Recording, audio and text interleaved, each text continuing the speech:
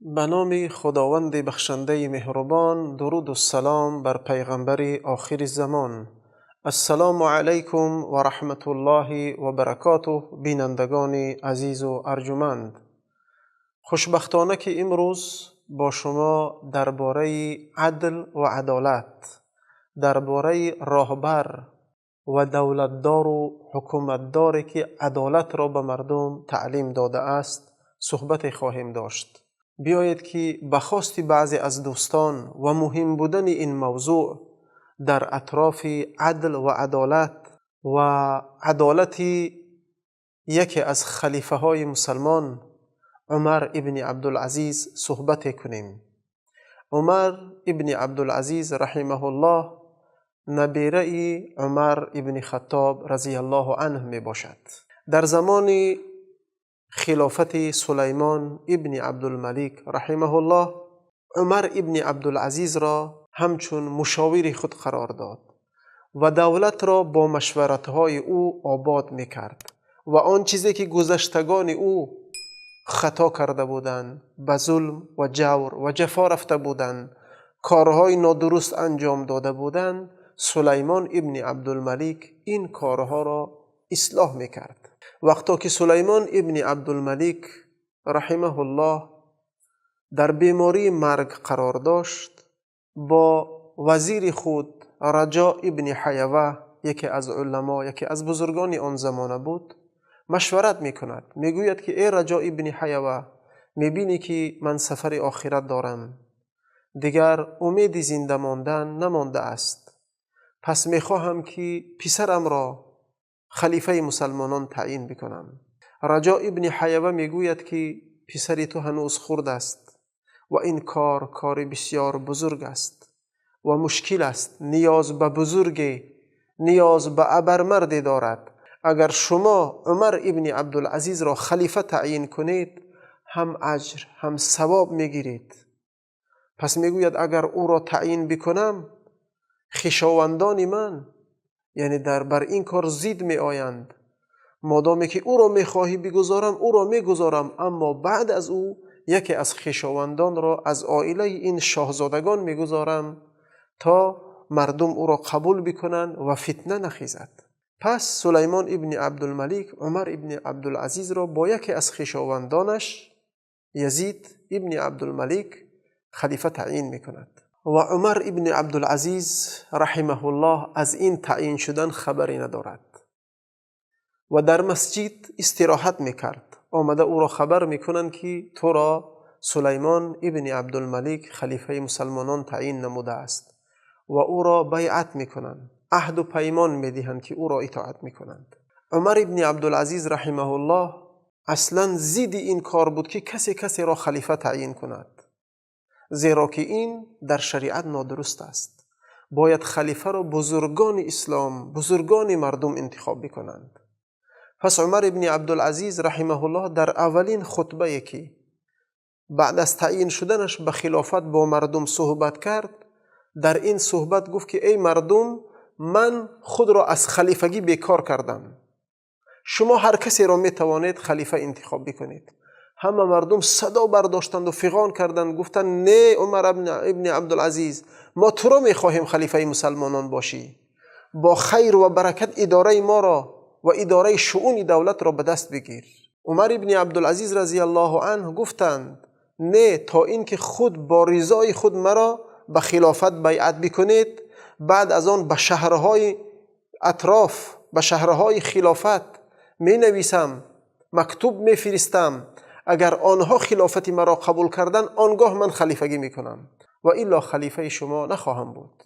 پس همه مردم اطراف او را به خلافت قبول کردند و بیعتهای خود را رعایت کردند و گروه ها آمدند او را به خلافت تبریک و مبارکباد و دعاهای خیر در حقش نمودند، زیرا که عمر ابن عبدالعزیز با پاکی و بزرگی و علم و دانش و اصل و نسب شریف در بین مردم مشهور بود.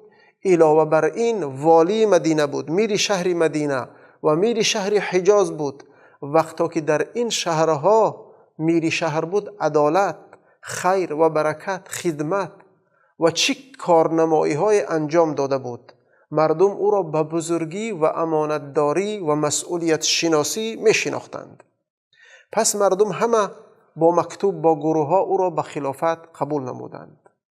وقتی که عمر ابن عبدالعزیز رحمه الله خلیفه مسلمانان تعیین شد، اول اصلاحات را از خود و اهل خاندان خود حتی برداشت. اولین کاری که کرد عمر ابن عبدالعزیز زمین هایی که از پدرش به او، مال و اموالی که از پدرش به او میراث مانده بود، دید که یکی از این زمین ها یعنی با طرز نادرست مال آنها شده است. وقتی که او را تفتیش کرده برآمد، حق دیگری است. حتی آن زمین را به صاحبش برگردانید، زمینی که از پدرش به او میراث آمده بود.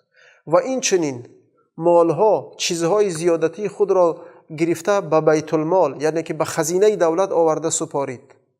چیزهای زیادتی را، اصلاحات خود را کرد. بعد از آن اصلاحات خویش و اقارب خود را و اصلاحات دولت را و مردم را، علما را به نزد خود دعوت نمود و از علما پند و نصیحت گرفت. و علما به او چنان نصیحت‌های خوبی کردند و گفتند که ای عمر ابن عبدالعزیز، تو می‌خواهی که در این خلافت اجر و ثواب بگیری، از آتش دوزخ خود را نجات بدهی، تو ای عمر ابن عبدالعزیز همچون مادر باش برای این ملت مسلمان. همچون مادری که اگر کودکش بیمار شود خواب نمی کند. همچون مادری که کودک خردسال خود را با چه شوق و ذوق و زحمتها تربیه می کند، غذا می دهد، نگاه و بین می کند و او را همچون گهورک چشم نگاه می دارد و او را کلان می کند با هزار یک امید و نیکی. یعنی بمانند این مادر این ملت مسلمان را غمخوار و مهربان و مربی و تربیه‌گر باش. وقتی که بزرگان علما او را نصیحت ها دادند، مشورت ها دادند و در پهلوی او ایستادند، عمر ابن عبدالعزیز رحمه الله آغاز کرد. هر میری شهر منفعت جو و مال دوستدار بود که منصب را همچون منبع درآمد قرار داده بود، همه آنها را از کار برکنار نمود. در کار انسانهای صالح و بزرگ را گذاشت و در اطراف خود بهترین انسانهای دانشمند، حکما، پرهیزگار و صالح را گرفت. حتی روز به نزد او مرد آمد، بسیار شخص خداترس و صالح و نیکوکار می نمود.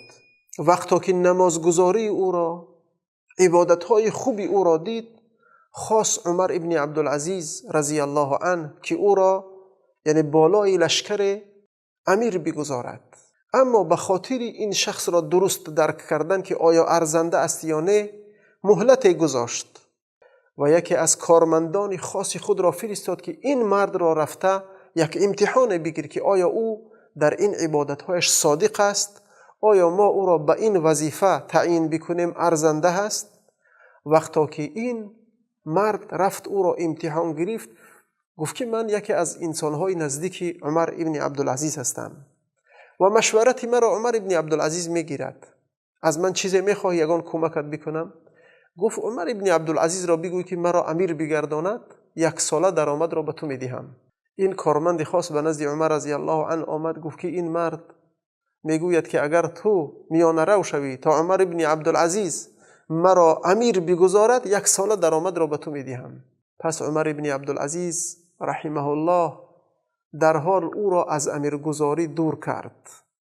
یعنی این چنین این بزرگان بهترین ها را سنجیده، پرسیده، تحقیق نموده، بهترین ها و بزرگان را بالای مسلمانان امیر و حکیم و رئیس میگذاشتند. و با این بزرگانی که در اطراف خود جمع کرد، عمر ابن عبدالعزیز دولت اسلامی را که او را ظلم، جهل، داده شدن به دنیا، اخلاق بد فرا گرفته بود، این جامعه را در بهترین شکل تازه و آزاده کرد. یک بهترین جامعه شد. فیض و برکت او را فرا گرفت. اگر یک مثال بیاریم از نگاه فراوانی رزق و روزی، چنان رزق و روزی فراوان گشت که دیگر مردم کمبغل نمیافتند. وقتی زکات برآوردن میشد، بایه ها را غمشان میگرفت که این زکات را به کی میداده باشند و از کجا کمبغل میافته باشند. آیا کمبغل به آسانی مییابند یا نه؟ برای همین هم رسول خدا صلی الله علیه و سلم با این روزهای مبارک خلافت عمر ابن عبدالعزیز رحمه الله در حدیث مبارک خود اشاره کرده و بشارت داده و این چیز غیب را با معجزه پیغمبریش بیان نموده. عدی ابن حاتم رضی الله عنه گفته بود که یا عدی لو طال بك عمر لا ترين الرجل يخرج ملء كفه ذهبا او فضة ثم لا يجد من يقبله. ای عدی ابن حاتم تای، تو از کمبغلی مسلمانان امروز میترسی. اگر عمری تو دراز باشد میبینی مرد را که یک کف طلا یا نقره را زکات میرارد و کمبغل نمییابد که این زکات خود را به کمبغل بدهد.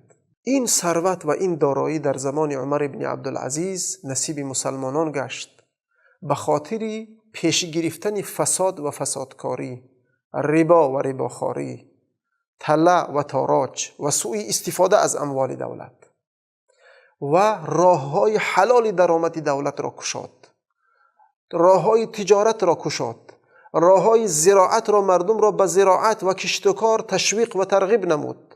حتی عمر بن عبدالعزیز رحمه الله به تمام قلمرو کشور و تمام والیان و امیران و رئیسان شهرها سپارش داد که یک پارچه زمین به کشتکار نماند. شما زمین‌های دولت را به کشتکار بدهید، یک مقدار حاصل را به دولت بدهند، باقی مانده از آنها. اگر وقتا که شما کسی پیدا نکردید که یعنی که یک حصه به دولت نمیخواهد بدهد، به هیچی زمین را به یگان انداز، به یگان حصه به آن بدهید، بگذار که او کشتکار بکند، او فایده ببیند، اما به دولت هم حصه هم ندهد میلش، لکن زمین به کشتکار و به زراعت نباشد. با این قوانین شریعت که از جانب رب العالمین است برای سعادت ما و شماست، وقتا که این قوانین را جاری کرد چنان فیض و برکت شد، همه خزینه ها پر شدند. به نزد عمر ابن عبدالعزیز آمدند خزینه داران و عرض کردند که ای خلیفه مسلمانان، خزینه ها همه پر شده است، ما نمیدانیم که این مال و اموال را در کجا بگذاریم، جای نیست، همه خزینه ها پر شده اند. عمر ابن عبدالعزیز رحمه الله گفت ببینید کارمندان دولت را، کسی که سواره ندارد برای او سواره بخرید، کسی که خانه ندارد از این اموال برای او خانه بسازید.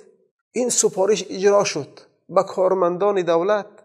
کسی که سواره نداشت سواره خریدند، کسی که خانه نداشت خانه ساختند، به او هدیه نمودند و حسابات را به عمر ابن عبدالعزیز رساندند که ای خلیفه مسلمانان، هنوز خزینه ها پر است و مالهای زیاد وجود دارد که جا نیست آنها را بگذاریم. سپارش کرد که هر زنگیر یا هر شوهر کننده که پول ندارد تا مهر بدهد، توی خود را بگذراند، از حساب دولت آنها را، یعنی که بنیاد عائله آنها و خراجات آن را بپردازید.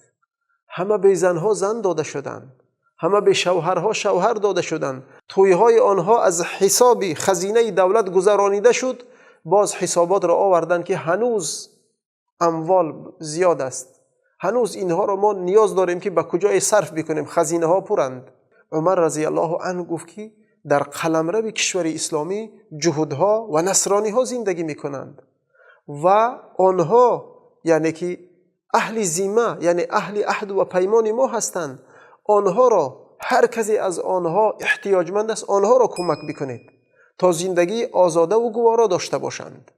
باز حسابات آمد که همه آنها تأمین شد، هنوز خزینه ها پرند. با این دوستان عزیز قسم اول برنامه را خاتمه می دهیم و در قسمت دوم در انتظار شما هستیم. السلام علیکم و رحمت الله و برکاته.